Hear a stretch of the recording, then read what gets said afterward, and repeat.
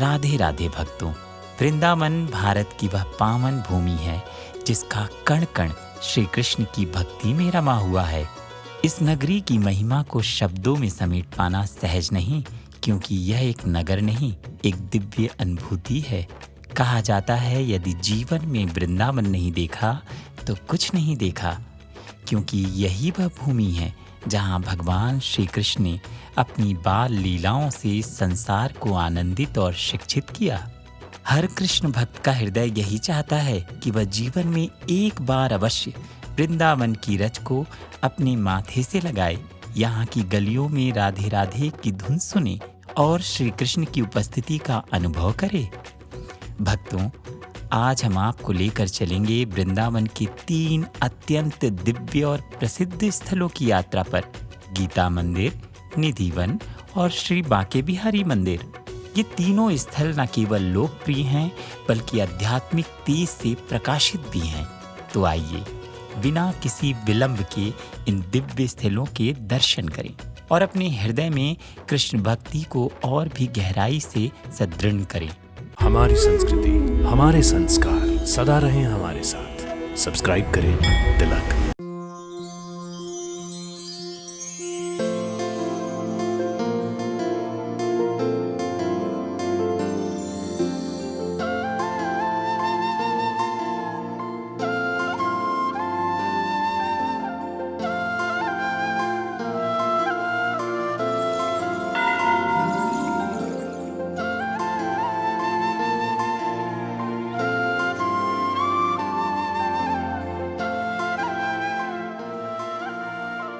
जय श्री कृष्ण।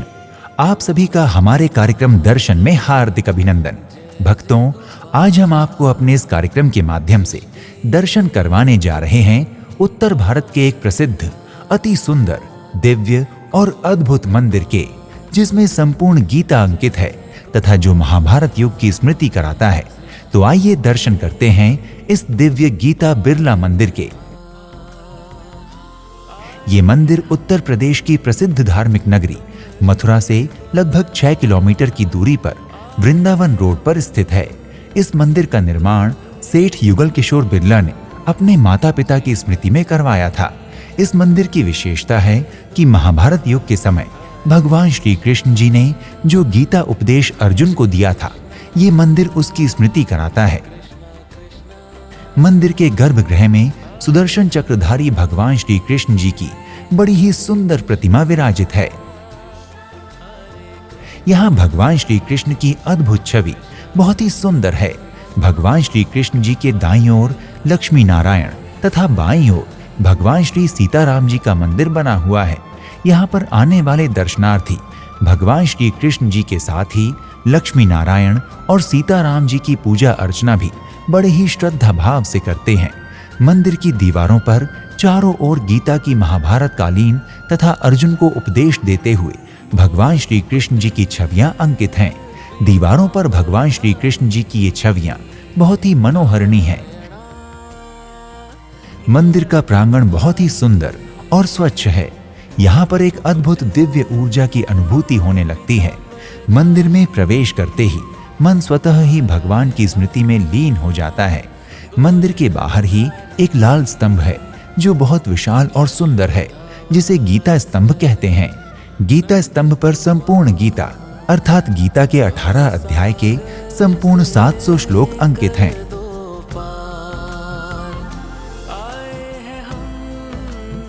गीता स्तंभ के सबसे ऊपर भगवान श्री कृष्ण जी सुदर्शन चक्र हाथ में लिए खड़े हैं।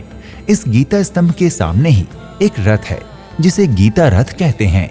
ये अर्जुन और श्री कृष्ण जी के उस रथ की स्मृति में बनाया गया है जिस रथ पर भगवान श्री कृष्ण जी ने अर्जुन को गीता का उपदेश दिया था।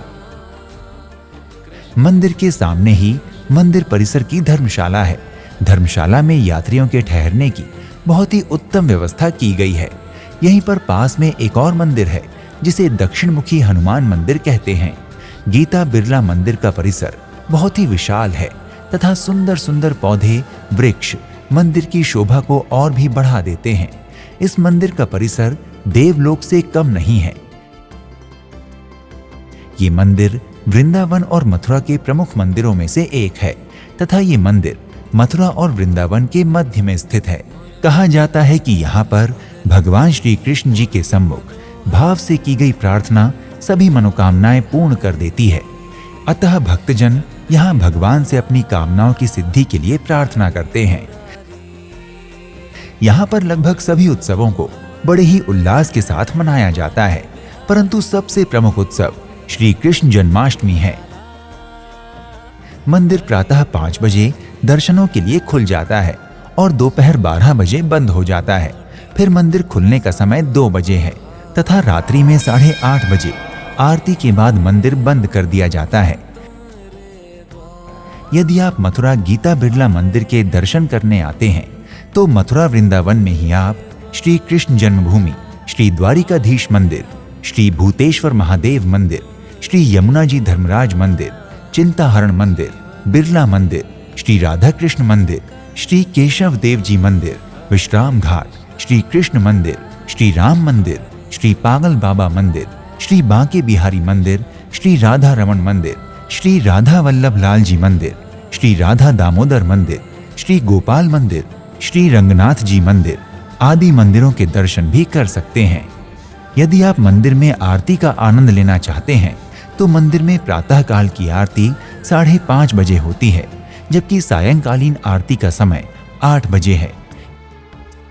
यदि आप मथुरा गीता बिरला मंदिर के दर्शन करने जा रहे हैं तो आप यहाँ तक देश के विभिन्न शहरों से हवाई, रेल एवं सड़क मार्गों के माध्यम से आसानी से पहुंच सकते हैं। भक्तों, यदि आप गीता बिरला मंदिर की यात्रा करने की योजना बना रहे हैं तो शीघ्र ही अपनी यात्रा का श्री गणेश करें और भगवान श्री कृष्ण जी की कृपा से अपनी मनोकामनाओं को पूर्ण करें।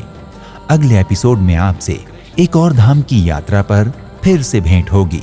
प्रणाम। जय श्री कृष्ण। इति शुभम। हिंदू धर्म में वर्णित सभी पवित्र तीर्थ स्थलों में से वृंदावन की भगवान श्री कृष्ण से जुड़े होने के कारण एक अलग ही पहचान है, लेकिन 1500 ईस्वी के पूर्व वृंदावन की कोई पहचान बाकी नहीं रह गई थी। यहाँ तक कि वृंदावन जनमानस की स्मृतियों से भी खो चुका था। इतिहासकारों के अनुसार 1515 ईस्वी में श्री चैतन्य महाप्रभु मथुरा पधारे थे। तब उन्होंने यहाँ श्री कृष्ण से संबंधित स्थानों की पहचान की और उन्हें जन जन तक पहुँचाया।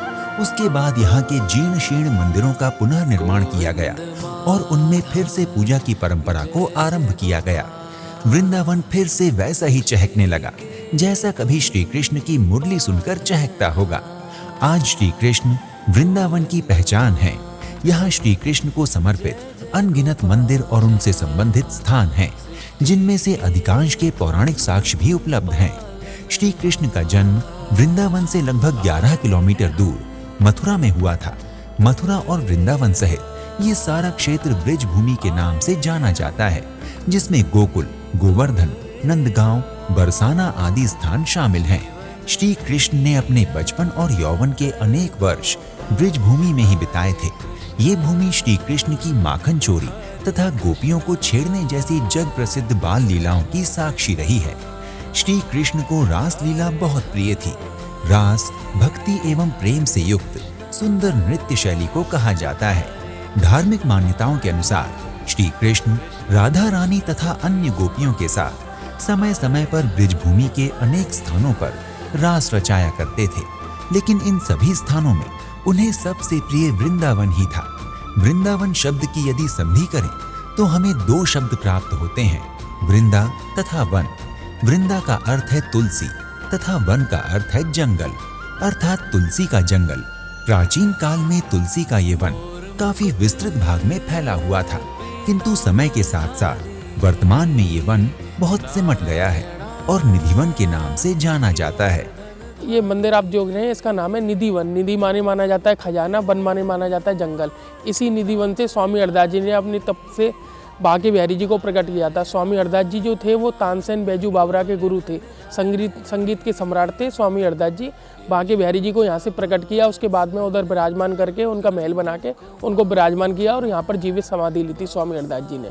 मान्यता है कि आज भी श्री कृष्ण राधा रानी तथा अन्य गोपियों के साथ हर रात यहाँ पर रास रचाने आते हैं। इसलिए सूर्यास्त के बाद निधिवन में किसी को भी रुकने की आज्ञा नहीं है।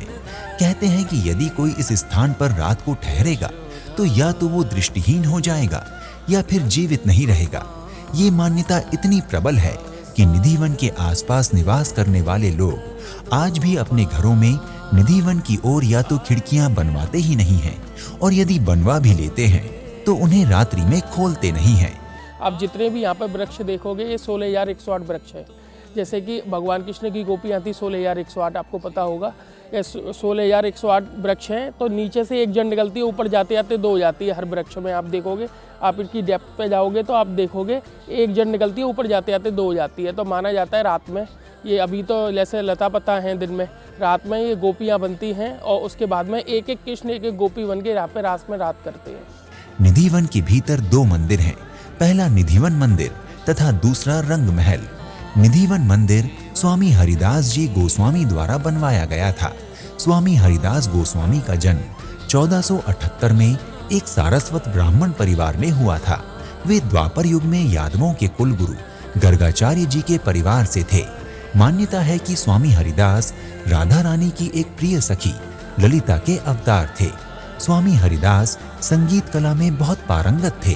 वे अकबर के नवरत्नों में से एक तानसेन के संगीत गुरु भी थे।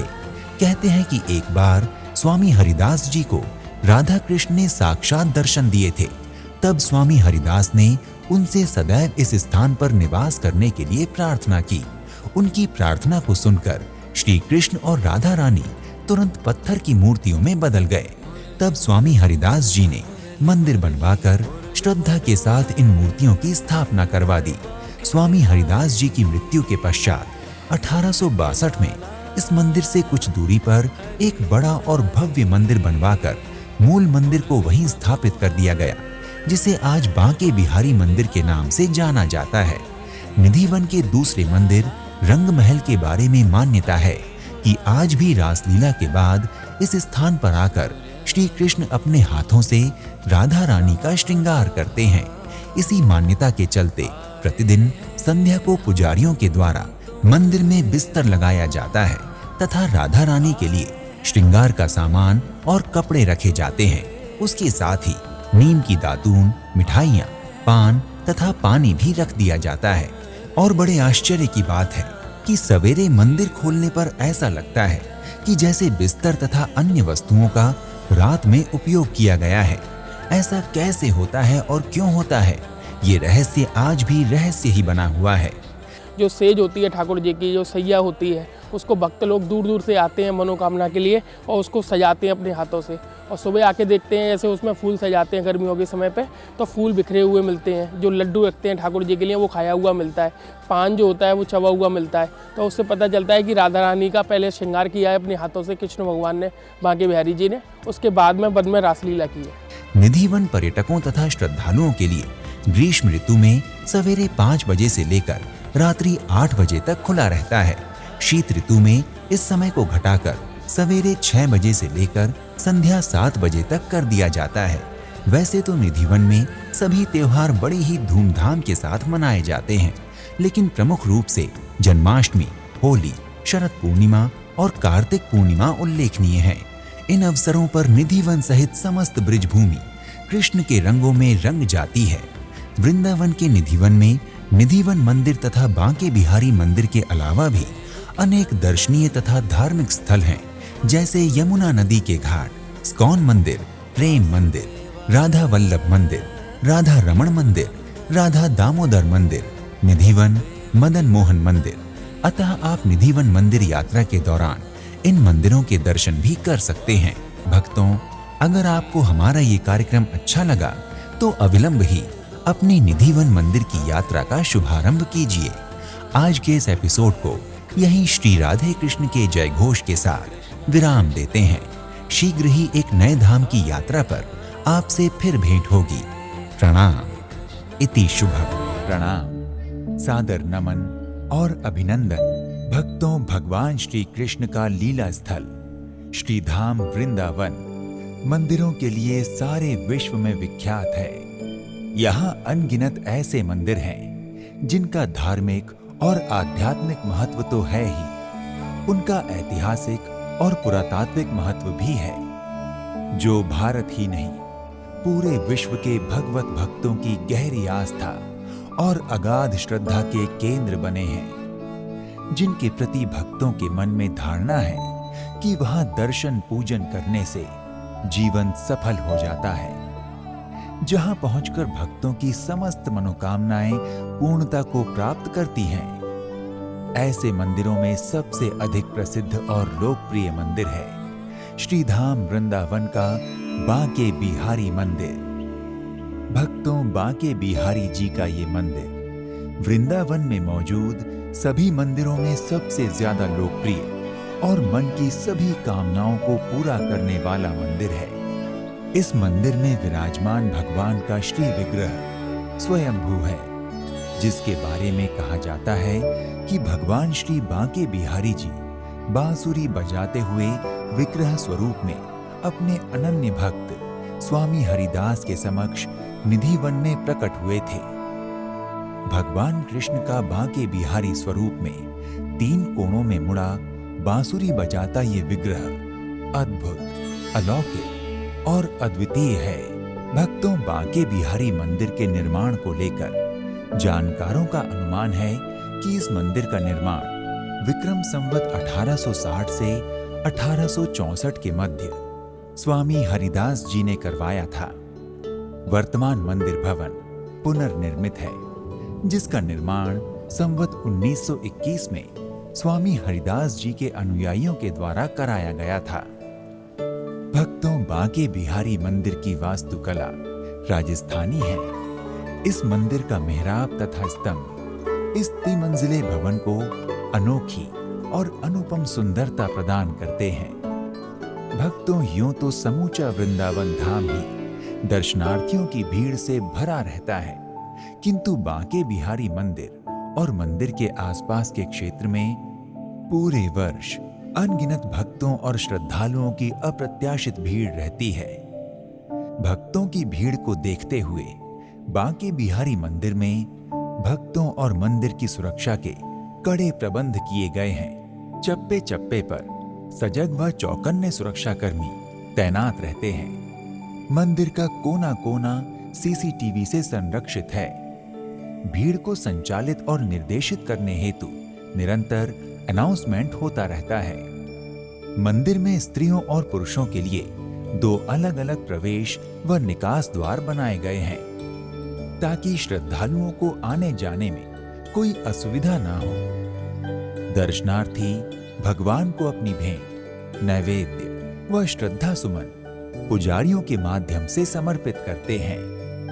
भक्तों, बांके बिहारी मंदिर परिसर के चारों तरफ भगवान श्री कृष्ण के अलग अलग भाव भंगिमाओं के कई छोटे छोटे मंदिर हैं। इनमें से 2 प्रमुख मंदिर हैं, जिनमें से एक में भगवान कुंज बिहारी जी तथा दूसरे में स्वामी हरिदास जी के विग्रह विराजमान हैं। बांके बिहारी मंदिर परिसर के आसपास जहां कंठी, माला, भगवान के वस्त्रों, आभूषणों, मूर्तियों तथा पूजा सामग्रियों की दुकानें हैं, तो वहीं दूध, दही, लस्सी और छाछ की दुकानें भी हैं। इन सभी दुकानों के पास हर समय ग्राहकों की अच्छी खासी भीड़ देखी जा सकती है। भक्तों, बांके बिहारी मंदिर से कुछ ही दूरी पर वृंदावन बस स्टैंड है, जहां आते जाते दर्शनार्थियों की भीड़ और भीड़ में शामिल श्री राधा और श्री कृष्ण का रूप धारण किए कई नन्हे मुन्ने बच्चे तथा उनकी बाल सुलभ क्रियाएं बड़ी मनभावन प्रतीत होती हैं। भक्तों, बांके बिहारी मंदिर में विराजमान भगवान बांके बिहारी जी का विग्रह मानव निर्मित नहीं, अपितु स्वयं प्रकट है।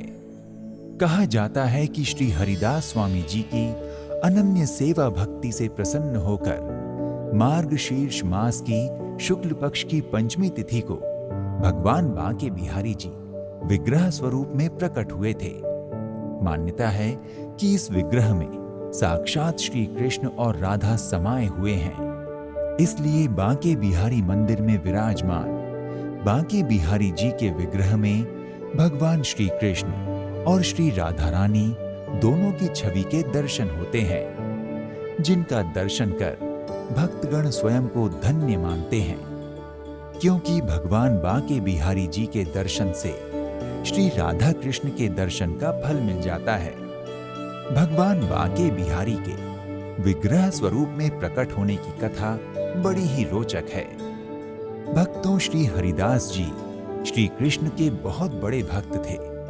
वो हमेशा भगवान कृष्ण की भक्ति में लीन रहते और निधिवन में बैठकर अपने राधा कृष्ण के गानों से भगवान को प्रसन्न करने की कोशिश किया करते। कहा जाता है कि स्वामी हरिदास जी की संगीतमय भक्ति से भगवान अत्यधिक प्रसन्न होते थे। कई बार तो प्रसन्न होकर उनके सामने आ जाते थे। एक बार स्वामी हरिदास जी के एक शिष्य ने स्वामी जी से निवेदन किया कि गुरुदेव, आप अकेले ही श्री कृष्ण का दर्शन लाभ लेते हैं, हमें भी सांवरे सलोने का दर्शन करवाने की कृपा करें। इसके बाद हरिदास जी श्री कृष्ण की भक्ति में डूबकर भजन गाने लगे। जब स्वामी हरिदास जी भगवान के भक्ति पद गाते गाते भक्ति में तल्लीन हो गए, तब भगवान श्री कृष्ण और राधा जी दोनों उनको दर्शन देने के लिए उनके समक्ष प्रकट हुए। श्री कृष्ण और राधा ने हरिदास के संगीत से प्रसन्न होकर उनके पास रहने की इच्छा व्यक्त की। तब हरिदास जी ने भगवान से प्रार्थना की कि वो उनको तो लंगोट पहनाकर यहां रख लेंगे, परंतु माता राधा के लिए उनके पास कोई आभूषण नहीं है, क्योंकि वो केवल एक संत हैं। ऐसा सुनकर श्री कृष्ण और राधा एक होकर एक प्रतिमा स्वरूप में प्रकट हुए। इसलिए स्वामी हरिदास जी ने इनका नाम बांके बिहारी रखा। भक्तों, बांके बिहारी मंदिर में भगवान बांके बिहारी जी के विग्रह को सदैव पर्दे में रखा जाता है। इसका प्रमुख कारण यह है कि भगवान बांके बिहारी जी को जो भी अपलक 2 घड़ी देख लेता है, भगवान उसके साथ चल देते हैं। इससे जुड़ी एक कथा प्रचलित है, जिसके अनुसार एक बार एक भक्त भगवान बांके बिहारी के दर्शन को आया। वो मंत्र मुग्ध होकर भगवान बांके बिहारी जी को बहुत देर तक अपलक देखता रह गया, जिससे भगवान बांके बिहारी उस भक्त पर रीझ गए और उसी के साथ उसके गांव चले गए। मंदिर के सेवायत गोस्वामी जी मंदिर में भगवान की अनुपस्थिति से व्याकुल होकर रुदन करने लगे। तब भगवान बांके बिहारी जी ने गोस्वामी जी को स्वप्न देकर भक्त के साथ जाने की घटना बताई। तब गोस्वामी जी वहां गए और बड़ी मुश्किल से बांके बिहारी जी को वापस वृंदावन लेकर आए। तब से भक्तों के लिए बांके बिहारी की झांकी अर्थात झलक दर्शन की व्यवस्था की हुई है। झांकी दर्शन में भगवान के सामने थोड़ी थोड़ी देर में पर्दे डाले जाते हैं, ताकि कोई भक्त भगवान बांके बिहारी जी को निरंतर न देख सके। बांके बिहारी जो पर्दा लगता है हटता है, उसी के बारे में है कि पहले बांके बिहारी जी किसी से नैनों से प्यार हो गया तो यहाँ से कुछ दिन के लिए चले गए थे। इसलिए जब से ही ये पर्दे सिस्टम है, हर 5 मिनट में 2 मिनट में लगाया जाता है, इसलिए लगाया जाता है। और बांके बिहारी जी का ये मनोकामना सब श्रद्धा जो रखता है, भावना रखते हैं, जैसी भी श्रद्धा भाव से जो श्रद्धालु आता है उसकी पूरी मनोकामनाएं होती है। भक्तों, बांके बिहारी जी के मंदिर में भगवान की मंगला आरती नहीं होती, क्योंकि वृंदावन एक ऐसा स्थल है जहां भगवान कृष्ण ने अनगिनत बाल लीलाएं की हैं। यहाँ का कण कण कृष्णमय है और घट घट राधामय। यहाँ के लोग कहते हैं कि भगवान श्री कृष्ण वृंदावन स्थित निधि वन में रात के समय श्री राधा रानी और गोपियों के साथ आज भी रास लीला करते हैं। भगवान की निद्रा भंग ना हो, इसलिए बांके बिहारी मंदिर में मंगला आरती नहीं होती। भक्तों, बांके बिहारी जी के मंदिर में प्रतिवर्ष मार्गशीर्ष की पंचमी तिथि को भगवान बांके बिहारी जी का प्राकट्योत्सव मनाया जाता है। भक्तों, वैशाख मास की शुक्ल पक्ष की तृतीया तिथि यानी अक्षय तृतीया के दिन भगवान बांके बिहारी के दुर्लभ चरण दर्शन होते हैं। इसलिए इस दिन मंदिर में भक्तों की भारी भीड़ जुटती है। इस दिन भगवान के चरणों के दर्शन बहुत शुभ फलदायी होते हैं। भक्तों, मान्यता है कि जो भक्त बांके बिहारी जी का दर्शन पूजन करते हैं वे उन्हीं के हो जाते हैं। उनका मन सदैव भगवान श्री कृष्ण की लीलाओं में रम जाता है। उनके जीवन के सभी अभाव व संकट मिट जाते हैं। जिन्हें भगवान बांके बिहारी जी की भक्ति प्राप्त होती है उनके लिए संसार में कुछ भी दुर्लभ नहीं रह जाता है। भक्तों, बांके बिहारी मंदिर में भक्तों के लिए दर्शन का समय सुबह 8 बजे से दोपहर 12 बजे तक और शयन भोग का समय रात 8:30 बजे से 9 बजे तक रहता है। आरती का समय, श्रृंगार आरती का समय सुबह 8 बजे से 9 बजे तक, राजभोग 11 बजे से 11:30 बजे तक, राजभोग एवं समापन 12 बजे से 1 बजे तक, तत्पश्चात साय भोग आरती रात 8:30 बजे से 9 बजे तक तथा समापन आरती रात 9:30 बजे होती है। भक्तों, बांके बिहारी मंदिर में श्रद्धालुओं और दर्शनार्थियों के लिए किसी प्रकार का कोई शुल्क नहीं है। भक्तों, अगर आप वृंदावन के बांके बिहारी मंदिर की यात्रा के बारे में विचार कर रहे हैं तो आप यहाँ की यात्रा किसी भी समय कर सकते हैं। लेकिन यदि आप प्रेम मंदिर के अलावा वृंदावन के अन्य पर्यटन स्थल देखना चाहते हैं तो सबसे अच्छा समय जुलाई से मार्च के बीच होता है। भक्तों, अगर आप बांके बिहारी मंदिर वृंदावन दर्शनार्थ जा रहे हैं और इसके आसपास ठहरने की कोई अच्छी जगह देख रहे हैं तो वृंदावन शहर में आपको ठहरने के लिए कई विकल्प मिल जाएंगे। यहाँ धर्मशालाओं और अतिथि गृहों के साथ साथ मध्यम स्तरीय और शीर्ष होटल भी हैं, जहां आप अपनी सुविधा और क्षमता अनुसार ठहर सकते हैं। भक्तों, अगर आप बांके बिहारी मंदिर वृंदावन जाने का प्लान बना रहे हैं तो कंस का किला, बरसाना, गोकुल नंदगांव यानी नंदग्राम, विश्राम घाट, द्वारकाधीश मंदिर, मथुरा का संग्रहालय, स्कॉन मंदिर, निधिवन मंदिर, मदन मोहन मंदिर, केसी घाट, गोविंद देव जी मंदिर, श्री वृंदा कुंड, कात्यायनी माता मंदिर, प्रेम मंदिर, पागल बाबा मंदिर के अलावा यमुना मैया आदि की यात्रा का आनंद अवश्य लें। भक्तों, वृंदावन देश ही नहीं समूचे विश्व का प्रसिद्ध धार्मिक व पर्यटन स्थल है।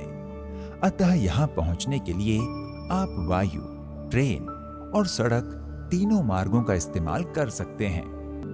भक्तों, अगर आप वृंदावन के बांके बिहारी मंदिर पहुंचकर दर्शन पूजन करने के इच्छुक हैं और भगवान श्री बांके बिहारी जी का कृपा प्रसाद ग्रहण करना चाहते हैं तो अपने बजट, क्षमता और सुविधा अनुसार यात्रा का शुभारंभ कीजिए। तो आज के इस एपिसोड में इतना ही। एक नए धाम की यात्रा में फिर मिलते हैं। नमस्कार, प्रणाम, इति शुभम। भक्तों, हम आशा करते हैं कि वृंदावन के इन दिव्य धामों के दर्शन करके आपका हृदय हर्ष और भक्ति से भर गया होगा। इन धामों की महिमा ही कुछ ऐसी है, अनूठी, अद्वितीय और आत्मा को छू लेने वाली। इसलिए यह आवश्यक है कि आप स्वयं यहाँ आकर इन पावन स्थलों के दर्शन करें। एक बात निश्चित है, वृंदावन में बिताया गया हर एक पल सदा के लिए आपके मन में अमिट रूप से अंकित हो जाएगा। तो फिर देर किस बात की, आज ही वृंदावन आने की योजना बनाइए। यह यात्रा निसंदेह आपके जीवन के सबसे अलौकिक अनुभवों में से एक होगी। जय श्री कृष्णा।